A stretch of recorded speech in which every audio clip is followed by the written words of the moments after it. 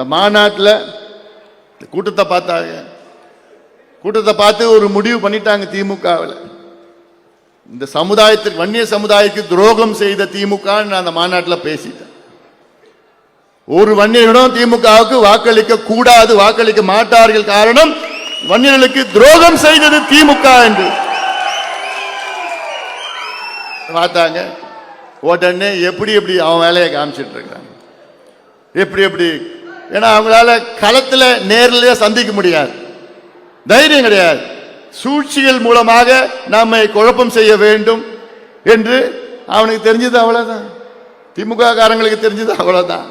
சூழ்ச்சி செய்து ஏதோ குழப்பம் பண்ணி சூழ்ச்சியாளர்கள் வச்சுட்டு நம்ம கட்சிக்குள்ள குழப்பம் அதெல்லாம் நடக்கல.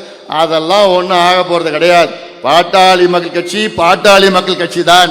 உறுதியான தைரியமான கட்சி, விரைவில் ஆளக்கூடிய கட்சி. அது யாரும் ஒன்னுத்தும் ராமகிருஷ்ணன் சொல்லிடலாமா பண்ண முடியாது. அதனால இதெல்லாம் என்னென்னமோ போட்டு பொருளி கிளப்பிட்டு அதை கிளப்பிட்டு ஏதோ போய் இது வாங்கிட்டானா, காசு வாங்கிட்டாங்களா, நான் காசு இது பண்ணிட்டானா, இது என்னமோ கிளப்பி விட்டுட்டு இருப்பாங்க.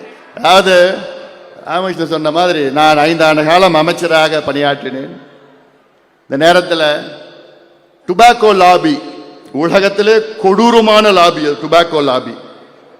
அதன் பிறகு குட்கா லாபி, அது இன்னும் மோசமான லாபி. அது பார்மசூட்டிக்கல் லாபி, எம்சிஐ லாபி. இந்த அத்துணை லாபியும் தன்னந்தனியாக எதிர்த்தவன் இந்த அன்புமணி ராமதாஸ்.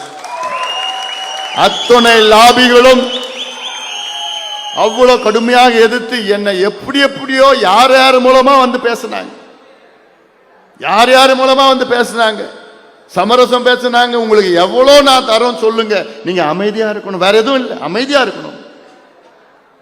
அன்னைக்கு வாங்கணும்னா எவ்வளோ வாங்கியிருக்கலாம். இந்த குட்கா லாபி மட்டும் 1000 கோடி ரூபாய் நான் தரோம் அன்னைக்கு சொன்னான். டுபாக்கோ லாபில 5000 கோடியா, எங்க சொல்லுங்க, எங்க வேணும், எப்படி வேணும். அன்னைக்கு வாங்கிட்டு என்ன வேணா பண்ணியிருந்திருக்கலாம்.